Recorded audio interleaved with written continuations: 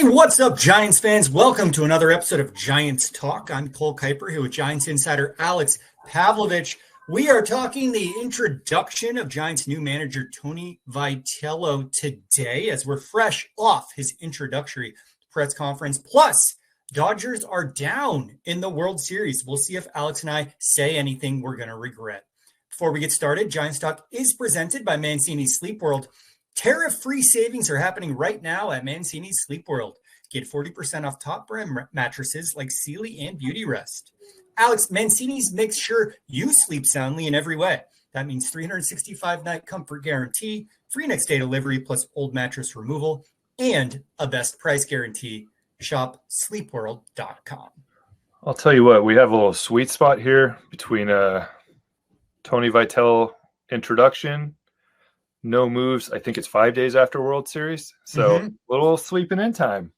There we go. You're on easy street for a little while. I'm not. My kid wakes up at 6:30 every day, but I'll sleep well anyway. So there we go. Those few hours you get will be good. Let's talk Tony Vitello introduction. We've been waiting for it for about a week and a half. The news broke, and this has been around the corner. It's finally here. And it felt surreal. It felt awesome. He looked good in the jersey. He sounded confident. But where do we start? Can I start with a really sad thing that happened today? Sure. The Giants catered Tony's Pizza, friend of the pod, Tony's Pizza. You and I Absolutely. Both have a lot of Tony's Pizza at the ballpark. Awesome move. Great move. Tony Vitello introduction, Tony's Pizza. Very appreciative of the Giants with this idea. By the time most of the beat writers got back to the press box, just cleaned out. Absolutely cleaned out. All the people who are never there, who showed up for the press conference, had huge lunches. So shout out to all of them. Your boy right here, no pizza today. So it was, wow. It was, but Giants, great idea. It was very appreciative of them going through that. If the person who ate like 6 pizzas is listening right now, I will find you. I wish I could take credit for being that guy. You 100% would have. Yeah, so, I'd have been first in there, maybe even skipped the start of the presser to gorge on some slices. I wouldn't put it past some people to just go to the pizza. Be like, oh, we got 45 minutes of Tony talking here. I have 45 minutes to eat. That's right. I could put down quite a few slices in there. Yeah. Well, I'm sorry you didn't get your Zaw, Alex. It's, you know what? I'll have plenty of Tony's, probably for the best. Yeah, that's fair. That I go on a little off season, avoid pizza. These things are I always laugh at these things. Like a lot of times when there's catered food, you get down there and you're like, did like a wild animal go through here? It's like, nope, just local radio guy just went crazy. So yeah. Do you have suspects? You don't have to name names. I have quite a few suspects. Great. I love that. I'm sure I can't put together a lineup of exactly off the record, off the pod. Yeah. Who you are blaming for this incident. I could list probably. Yeah. Tony Vitello. It was the other Tony. Look, it was interesting. I'm driving home and I actually came away being like, for all of the TikTok videos we have consumed over the last 8 days, the Tony podcast and all that, this I thought was a much more subdued. There's a lot of humility involved, which is great. It was just interesting, like this crazy character that we have seen, I think will come out during the season. But today I thought he was humbled to be there. He said as much. I thought that came through in all his answers. Very clearly somebody who I think understands the stage he's on now. I mean, this is different. This, no offense to college baseball, he probably hasn't been through a day like this. Even like College World Series is not like this, Yeah. So everything about this is going to be different. I bet at some point he looked at the schedule and went, I opened my first season against the New York Yankees next year. Like, that's going to be crazy. So, yeah. But I will say I had a lot of time to talk to Giants people, a lot of time to dig into stuff. I have a very long story on our website right now, kind of how they came to this point. I hope people go read it. I think there's some original good reporting in there. But my main takeaway today was just like, we kind of had the sense he was very popular and people really love being around him and love working with him. And, you can take, obviously Buster, Zach, they're very happy with this hire. I talked to a lot of people behind the scenes who've just gotten a chance to spend time with him the last couple days, and everyone's just kind of over the moon about this. So, you can see that the communication skills, you can see the motivation skills. I think he did well with his first press conference. He kind of knew what was coming in terms of experience. I thought his best answer was he said I don't remember the exact wording, but basically to the effect of like, I kind of take offense at people who say like, I didn't pay my dues because I've done a lot of this. And he's right. I mean, college coaching is difficult and recruiting is difficult. And part of my story, I talked to Sean Kelly, who's a former big leaguer, who's one of his good friends. And he said, he's friends with Max Scherzer, and Max Scherzer introduced these two guys and they have a little group chat. And he said, we were telling him in one way, this is going to be less stressful for you because you're not going to have a recruit calling you on Christmas. Like this is a lot different in a lot of different ways. But anyway, I just thought today was a lot of what we expected, but also I thought interesting to see kind of the humility from him and the he did everything too. I mean, he did Giants Talk, which is coming up. He did a ton of interviews. Just a lot of media is very good at that stuff, which we love, obviously. Basically like a junket day for Tony Vitello. Drive through. Yeah. Yeah. Love that. And this is almost like a milestone step on like his growing stardom. Obviously, he was a big deal in Tennessee. Then kind of behind the scenes when the hire first happened, he was really popular with certain members of the front office, like you just described. His first big TV appearance, getting more fans flocking to him. And I think, for the real casual fans, the Bay Area fans who are kind of keyed in on Warriors right now, keyed in on Niners, once the season starts, this guy's going to be a stud. This guy is going to run the Bay Area. I think it's going to be hard to, it's interesting. Like there was a lot of people who wanted Bob, obviously, but there's also a lot of people who were very turned off by his in-game managing. And I think even the people who wanted Bob, they weren't like running through a wall for Bob. No, it's like, I think he'd be good at the job. Whereas this is an option to get excited about. Gabe, obviously very polarizing. I think this comparison's been made to like Steve Kerr, but not saying he's going to have anywhere near the success that Steve Kerr, what he's done is unbelievable. But we can say he will have that success. I'm okay with saying that. You kind of see the likability and again, the communication skills and some skills he has that are very, very clear. And I think he's going to be really good at all that stuff. Now, we've said this before, it's going to come down to how much talent they can give him. And, can they give him a chance? And is he good in game? Who does he put around him? All of that. But just in terms of like a likability factor, I think it's been a while since the Giants have had this. Just you kind of see the podium up there and Buster and Zach and Tony and go like, this is the future here. And I think the two guys, especially, and not to take anything away from Zach, just Buster's head of baseball operations. Tony's going to be the manager. We've talked about this before. You put those two guys in a room with anybody and it's going to go pretty well. And I will say it's a good feeling, like hopefully having this be our last end of season introductory press conference for a little while. You hope. You hope, right?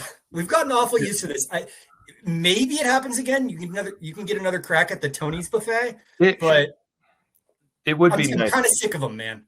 It would be nice to do October playoff podcasts instead of October job search podcasts. Exactly. So, yeah. Exactly. And look, he has a 3-year deal. There's a vesting option for a 4th year. That is if he makes the postseason in that 3rd year. So obviously if things go well anyway, you can pick that up. You can tear it. We'll get him a new contract, whatever you want to do. But I think this is for the first time in a long time. I mean, Gabe's final year, there's questions going into it during it. Farhan faced questions basically his entire tenure with the exception of like 21. Yeah. This is the most stability they've had in a long, long time. Feels good. What would you go back to? Like 16, 17? Like even 17 coming off of such a rough postseason, it felt iffy. 16 was probably it. Yeah, I think 17 you can at least feel good about who's in charge. You maybe, feel like maybe 21. I mean, 21 was such an anomaly that it almost doesn't count for a discussion like this. But yeah, starting 22 was like guns blazing. I think just in terms of stability and just in terms of like you could see these guys here for the next 8 years. Yeah. You know, well, like, you mentioned Vitello's contract with the optional 4th year tacked on. I think the most interesting part is how much money is being spent up front in this upcoming year, and not necessarily all on the manager's salary itself. I mean, they've got $10.5 million committed to this managerial role in 2026, and that includes Tony's salary, Bob Melvin's salary, and the buyout that they have to pay Tennessee. $10.5 million. For comparison, Craig Counsell makes $8 million. He's the current highest paid manager. It's a pretty significant financial commitment. This is one thing we talk about a lot, is like when we talk about what they have done and where we think they are financially, but also always with the caveat that Buster Posey is part of ownership and has an ability that others do not have to go in that room and say, I know it's going to be $10.5 million next year. I know we kind of just burned $4 million into a pile of ashes by picking up Bob Melvin's extension and then deciding pretty quickly that it had to go. But this is what we have to do. And I think that's where this is, again, unique with Buster, is not just him being Buster Posey, but him being part of ownership, and having an ability to go straight to the rest of the owners and make a decision like this. Now, what we will see is, some of the deferred money they have on the books, this $10.5 million, are we sitting here in January, February going like, feels like they could have spent a little bit more in free agency, but then if, people behind the scenes are like, the books are actually a little more crowded than it looks, just in terms of like raw payroll. We'll see how that plays out. But I also think everyone, and you'll hear it in this interview with Tony, like everyone kind of has an understanding of how much pitching they need. And so that you can't really short on that. So, yeah. All right. Well, mentioning the interview, I'm very excited to get to that. I know our listeners are as well. I have a couple more topics I want to hit about Tony, and then we have to talk Dodgers at least a little bit. Oh, you're itching. I am dying to. I don't think our listeners know this. I think you do, but I spent last weekend, the first couple of games of the series, at a bachelor party filled with Dodgers fans. So we watched it together and every night, and it was miserable, except that first game was a delight. You're blowing up the group text today, just enjoying your 24 hours. Actually, I'm being strategically silent, and I think that's hurting worse. I like it. Okay. Yeah. All right. We'll talk. Letting them stew in their misery. But let's talk. Let's wrap up the Tony V press conference talk. Can you give our listeners any updates or runway, I guess, for what the coaching staff could look like? I cannot. I think that was, one thing I came away from today too, was like, obviously press conference goes well. Not a whole lot substance, I think. And there's a lot of like his beliefs, things like that. Not a whole lot about the roster, and this is introducing Tony, but just, I don't think we have a great sense of maybe what they feel.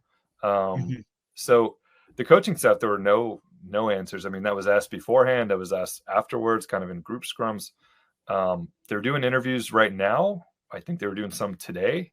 They have a lot of people involved with this, but from what I've heard, I mean, in terms of like the bench coach, which we think is the most important, maybe the second most important thing they do this offseason. I guess you can put pitchers ahead of Tony, but bench coach is going to be crucial. And I think they're pretty early in the process there in terms of finding who his bench coach is going to be. So nothing yet on whether JP Martinez is sticking around, the pitching coach, what's going on with the hitting coaches. So I think we did not get a whole lot of answers there, and not even a whole lot of direction there in terms of where this is going. But, it'll give us podcast topics in November. That's very generous of them to pace it out like that for you and me.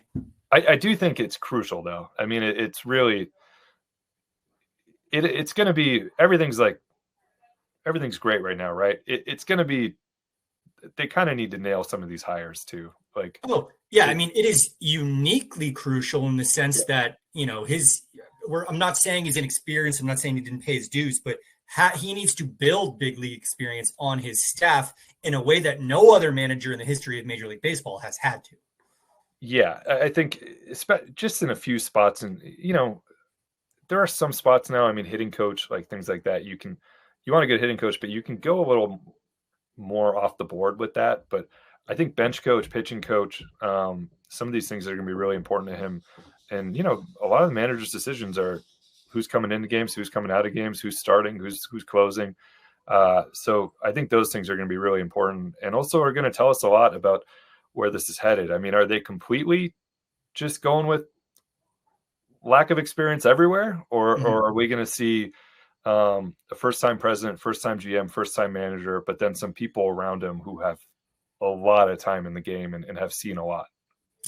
Yeah. All right. One more Vitello topic before we move on. Curious what we know now about the recruitment process, because I'm kind of fascinated by how much of the discord leading up to the signing was like, would Vitello even want this job? Yeah. And it just seems like such a massive upgrade, such a dream for a coach of his caliber that of course he did.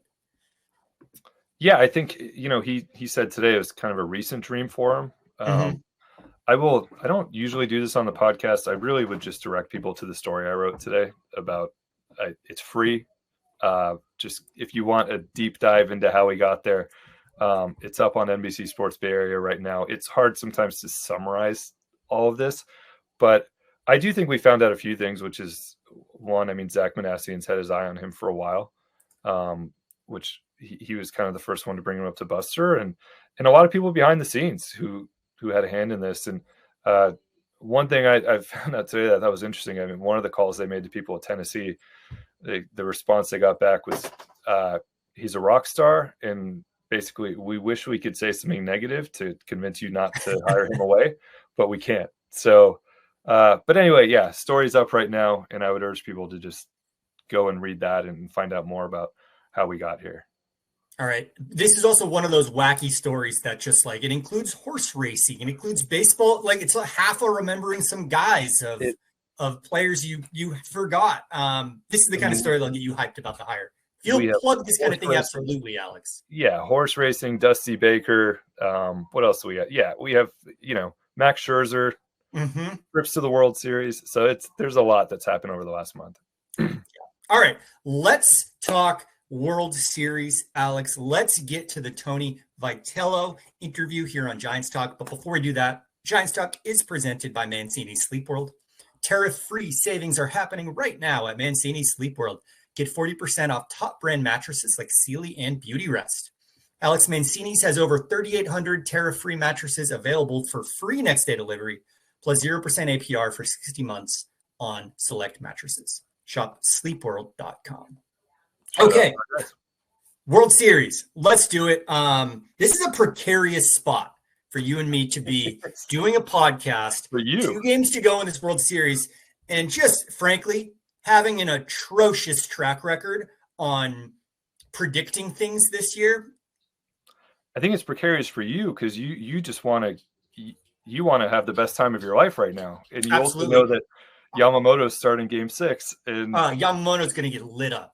And you know that Ohtani's sitting there somewhere waiting to come out of the bullpen. So Ohtani's going to give up the winning run out of the bullpen.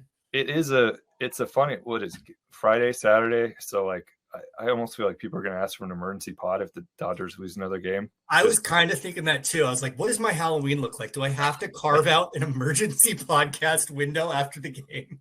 I might just, it's Halloween. I got a little kid who's ready to go out. I might just log on here and be like, Cole, 45 minutes, man, go for it. So, hey, yeah. I will do what we have to do, Alex. I'm committed to this cause.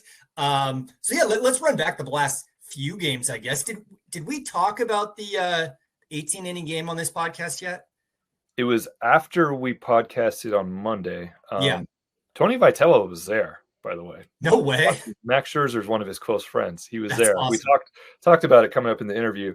Can I give some flowers first? I know nobody wants to hear this probably, but Will Klein, what he did was badass. Like it was really impressive. And I also think, just as a fan of sports, seeing Yamamoto go down to the bullpen just to be like, yeah, Someone has, and it was also hilarious because Blake Snell was the game one starter and had more time from the time he pitched. So if somebody has to do it, like probably You makes and more, I know better than anyone that yeah, Blake Snell does not have that dog in him. probably makes more sense for Blake. But Yamamoto, he has that dog in him, and also like I think it couldn't have possibly worked out better for him because he didn't actually have to pitch. But like Yeah. that's part of his legacy now. So yeah, and then the Will Klein thing, I'm such a sucker for, Yspero Petit, Uvalde, anything in sports where you just see a guy go, yeah, Tommy John might be at the end of this, but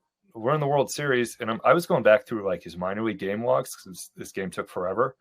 And like this guy's he pitches like he's high in every season's like 35 pitches. So Yeah. Really cool, and just reminded me a little bit of being in Washington and seeing Petit just be like, yeah, whatever.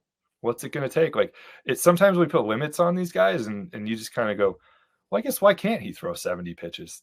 Oh, in the World Series, the limit does not exist. Yeah. Which is, I think, so cool about no matter who's in it, just watching everyone just kind of, I mean, Springer in a regular situation is probably out for 3 weeks with this oblique thing. Like Yeah. it's probably out. So we're seeing it on both sides, just like everyone kind of throw it out there. I think that's what I love about the World Series is there's just like, there's no tomorrow. And we've obviously seen that with Bum and Timmy coming out of the bullpen and Petit and all these things. Tim Hudson taped together to start a game 7. But I always enjoy watching that. Yeah. Yeah. And I think it's especially cool when it's a guy like Will Klein who doesn't have the flowers that everyone else on both sides of the offense and defense for the LA Dodgers has. So for him to be the guy to come out and put the team on his back is super cool, but crazy to think the Blue Jays couldn't get a run for 9 innings in extra innings, and had they, this could be over by now. Yeah, I think one thing that I think watching that, I mean, that's always the danger of like I hate the pinch runner for like we love Tyler Heineman pinch running for the other catcher. Is that how he came in? I think that's how he came in. Like it's just you're like, that's marginal. So yeah, that, and then I want to make one more point about Will Klein, by the way. Like that's kind of the exact type of guy the Giants need to add like 6 of this offseason. Just these dudes who throw really hard and you get them in the strike zone, like, Peguero, Klein, guys like that. So that is, I think we're going to see a lot of those types in spring training next year. But yeah, it was it was a fun game to watch. Obviously we all have memories of Brandon Belt, and I hope they don't, well, I guess I hope they do it again. That was fun to watch. We don't care. So we're on West Coast time, but I feel you always like, you see how tired guys are and you're like, ooh, man, poor guys. I always feel bad for the losing team, and no matter who it is in that situation, to go through 6 hours of that. Yeah. And then have to wake up and get right back at it the next day. I'm going to pop in a quick mailbag question here from one of our listeners. This is from listener Q Out. Did Alex rig game 3 of the World Series to go 18 innings as a psyop to convince us that the Pavlovic runner is a good thing? Sincerely, an East Coast fan who hates the automatic runner, but also fell asleep in the 10th inning of a World Series game. This is a great question. This is my old argument. Like, love seeing this in the World Series, hate seeing this in August. So I'm just basking in my West Coast privilege here. Like, I stayed up for the whole thing. It was awesome. I talked to my dad in like the 17th inning. Hey, are you still up? What are you thinking of this? What time did it end here? Around like 11:30 or something? Yeah, it was almost midnight. Yeah, we're like, all right, I guess it's that time. Easy. So, I could have been up playing Rocket League doing this anyways, so why not? One important point I think in my favor, and the Dodgers were apparently, if Yamamoto didn't volunteer, going to use Miguel Rojas as a position player. I think if you could bring this, if you could get rid of this rule and just go back to the way it was, with how often we see position players now, like I think you would see position players in like the 11th or 12th inning. Yeah. Like you would see teams just be like, all right, whatever. We're not going to destroy Carson Seymour's arm. Christian Cost is going out there. So it's another point in my favor, but in the playoffs, love it. Speaking of rule changes, this was also a big one for the double hook proponents like myself, who think the DH needs to be swapped when the starting pitcher is swapped. How would that have played? I'm trying to remember this game. Well, just you would have lost Shohei early on. I mean, I know he ended up getting on base a ton just because he got walked every single time he came up, but it would have been a whole different team out there. Didn't he pitch game 4? Yeah, but didn't he DH nonetheless? I'm like very confused here. Yeah. So all good. This has been he did. I think the bigger thing with Shohei is the intentional walks, which I've enjoyed the discourse around. We grew up watching Barry Bonds not get to hit. Yeah. And like, yeah, it sucks that Shohei doesn't get to hit in extra innings. Like, also, like, come on. It doesn't suck that much. I mean, it would be stupid with what he did. That one game and 2 rounds ago. Like, come on. I've enjoyed the stories and tweets I've seen about like potential rule changes for and some very serious, like some baseball people, former players too, saying like, oh, make it a 2-base thing, or I'm like, this has always been part of the game, and Barry Bonds did this more than anybody ever will, and we had to put up rubber chickens because that's where it got. So like, sorry that Shohei did not get to hit a walk-off home run, but also like Mookie Betts and Freddie Freeman and Teoscar Hernandez and Will Smith and Max Muncy behind him. So maybe they should have scored earlier. It's not difficult to gleefully lean into the intentional walk thing, guys. Come on. Yeah, I will say here's a rule change. I do think in the postseason you should have to throw the 4 pitches. Just to I think you should have to do that all the time. So I'm absolutely on board with that. Yeah, but I would. I do like the more we change regular season versus postseason, just makes me feel like these rules we're doing in postseason or in regular season are just totally bogus. Yeah, I've always felt that in the regular season too. I'm like, who knows? Maybe it's the 16th inning. Maybe someone's tired and just yanks one. Take away the pitch clock. Take away the automatic intentional walk. Just bring the postseason back to like 2000s baseball. Could you imagine how long that game would have been without a pitch clock? Yeah. That would. So, yeah. Anyway, fun game. And then the impressive thing is like usually you lose a game like that and you're just like demoralized. Yeah. And Toronto just comes back and steamrolls them for 2 days. So yeah. It's weird for us because the Dodgers, whenever I think following from here, you see these stretches down there where it's like you see all the Dodgers writers writing about this and Dodgers fans, your friends probably complaining that they can't score a run with this incredible lineup. But then whenever they face the Giants, it's like, what the hell? Yeah, 9 runs, 11 runs. Exactly. So, but we're very aware of the fact that this offense sucked for long stretches of the season, and now you're seeing it in the World Series. So, yeah, they need to figure something out before. There's a lot of dudes who are having a very rough World Series on that side. There is. It does worry me if the Dodgers end up losing this World Series, that they will have to go out and further fortify this Monstars team. I was going to ask you about this after the World Series, but like when we see them connected to like Kyle Tucker and things like that, and you go like, come on, there's a limit. But like if they score 1 run in game 6 and lose because they just couldn't score. Yeah. Like, and they already have their pitching staff. So yeah, what are they going to do this offseason to add to this group?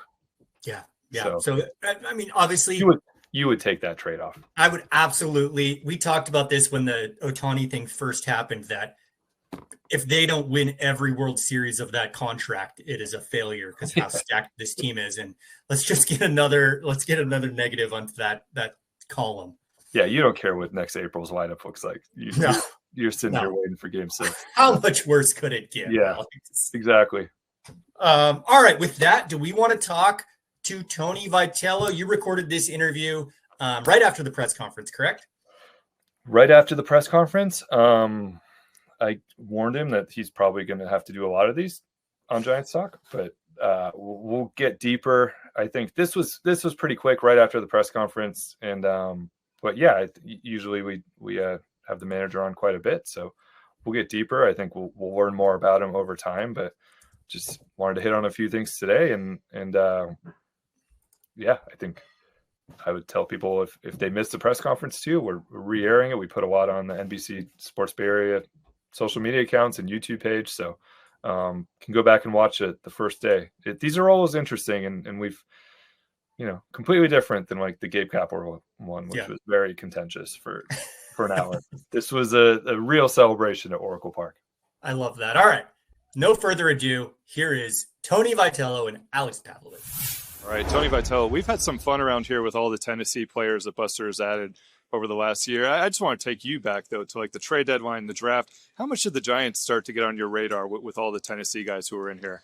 I think it's, right now something really cool to cheer for is you want to see players develop and you want to see them achieve certain things. And so to see guys in this early stage that we coached at Tennessee, like Drew, marching his way towards what those goals of being an everyday player out here has been fun. And then there's other guys you're rooting for and also trying to help that are still trying to strive to be big leaguers. And there's, several in the organization now. I imagine it's been a crash course the last 3 weeks, the last week, especially maybe learning more about the Giants. What's stood out to you in all the research you have done throughout this process? I think the history and the tradition. I mean, baseball is a sport that involves tradition and past numbers and accomplishments more than any. And I'm not so sure the Giants don't have the best reputation or history of people in particular, whether it be players or managers, as any organization in Major League Baseball. A couple things you mentioned during your press conference. You were at Game 7 in 2014. You mentioned Alex Gordon. What was that experience like for you? I mean, that was a long time ago. That was pre-Tennessee. Yeah, it was intense. Just when you're at a game like that where everything is on the line, and now I've been fortunate enough to be at several of those, it gives you a sense of how important every play is, every aspect of the game. And if you think about it in coaches' terms, it can stress you out.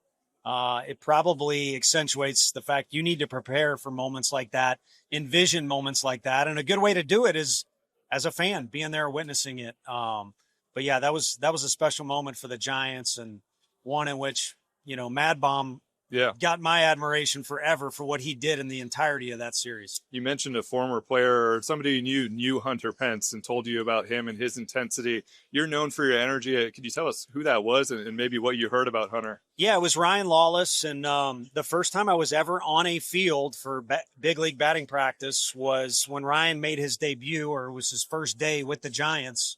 And it was at Busch Stadium, my home city of St. Louis.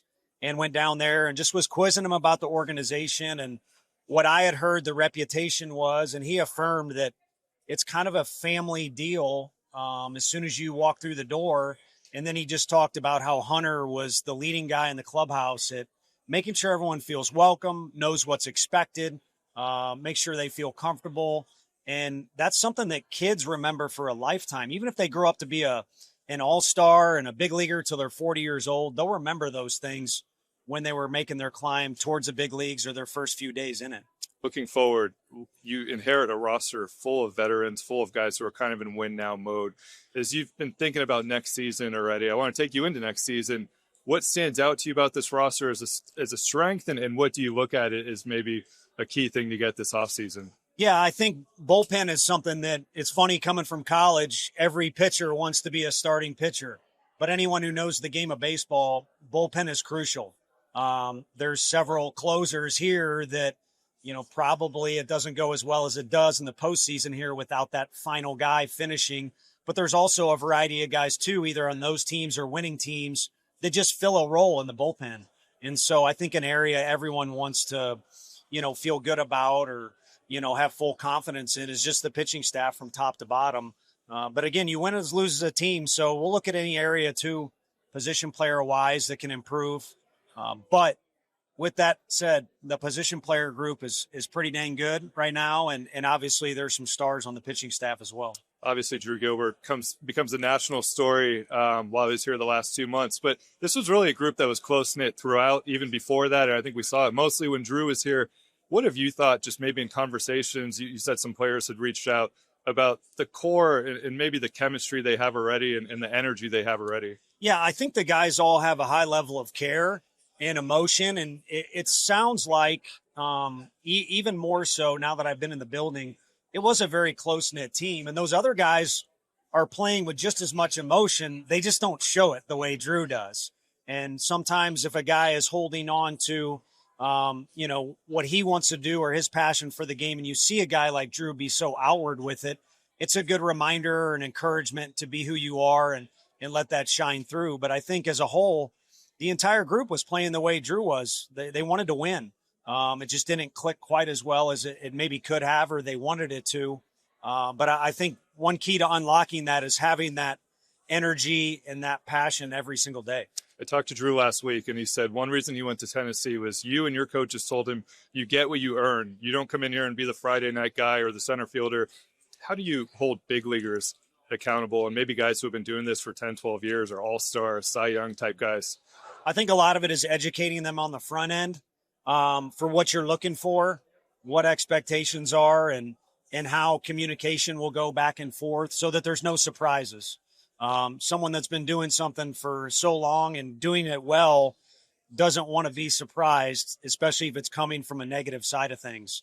So I think the communication and the, call it education or just being informative on the front end is so key, so that when things happen in the heat of the moment, we talked about Game 7, everybody's in a position to remain poised and understand that everyone is doing everything in the interest of the team having success. A specific coaching thing, one thing we talk about every offseason with Buster, his predecessors, is getting better on the bases, getting better defensively. Those were two things, again, this year that the team you're inheriting struggled with a little bit. What do you think just going forward about how you can make this team a little bit tighter defensively and maybe a little more aggressive running the bases? You're kind of seeing it in the World Series right now, how that can be successful. Right. No, I think taking pride in it is huge. And you mentioned there's examples to fall back on in spring training. Let's be honest, I haven't been a part of it, but it may not be the easiest to beat the theme of base running, X's and O's every single day. But if you can remind guys with in the future, if you are in the postseason or you're in a game that can determine whether or not you make it to the postseason, it very well could be base running that it comes down to. And then defense as well has been something these guys have repeated over and over again. They want to get better at, day one on the job, I guess. Yeah. Now this is official day one. But I do think no matter what you want to be good at, if you take pride in it, you will be good at it. So I think it'll start with the coaching staff, but it's going to have to bleed into the players as well. And that'll be our responsibility, is to get guys to take pride in certain aspects of the game, like the ones you mentioned. I heard you might have gone to see your guy Scherzer in the World Series earlier this week. Is that true? I did. So if I seemed exhausted at all, I was going to say that game went. It was there. We were there for every inning, and it's interesting how the game works out. The Dodgers come out victorious, but who knows? Maybe the script is flipped for whatever reason. If the Blue Jays are the ones that win the marathon, but have other guys in positions where they're maybe fatigued or things like that. But it's always fun to see those games and be in them. But now it's kind of an educational thing. You stayed all 18. I did. Impressive. You were asked about the Dodgers during the press conference. The two teams at the top of this division, the Dodgers and the Padres, Giants really struggled against them last year. How much do you kind of relish that challenge of going up against them? And also, I'm sure you had some huge rivalries in college baseball. I mean, how much appreciation do you have or a sense of what Giants-Dodgers means to this fan base? Yeah, I know just from history of being here and being at games and again, having players tied to the organization, what those particular rivalries mean. It's very similar to where I grew up in St. Louis, the Cardinals and the Cubs. It's the same thing, but a different version. So well-versed at it. But as you mentioned in the SEC, and even around us, you got these different rivalries. But I think you got to be too careful to put too much stress or attention to just one thing, because if you're not looking over your shoulder, you're not looking ahead. You got to be kind of have your head on a swivel, because every opponent is dangerous, and then every game you play is an opportunity to win, regardless of who it's against. I'll finish with this. We're getting to know you. Giants fans are getting to know you here. We know you're obsessive about baseball. We know you're a very hard worker with baseball. But let's say it's a Friday night in January. You don't have to worry about baseball right now. Maybe taking a night off. What do you do for fun? What are you doing in the city? I like music. Okay. Big music guy for sure. And of all varieties. And then because my dad is a good cook, I mentioned that during the presser. I'm kind of a foodie. I don't want to say food snob. That'll make me sound good or sound bad, but definitely a foodie for sure. All right. We'll get you some restaurant recommendations. Congratulations and welcome to San Francisco. Thank you so much. I appreciate it.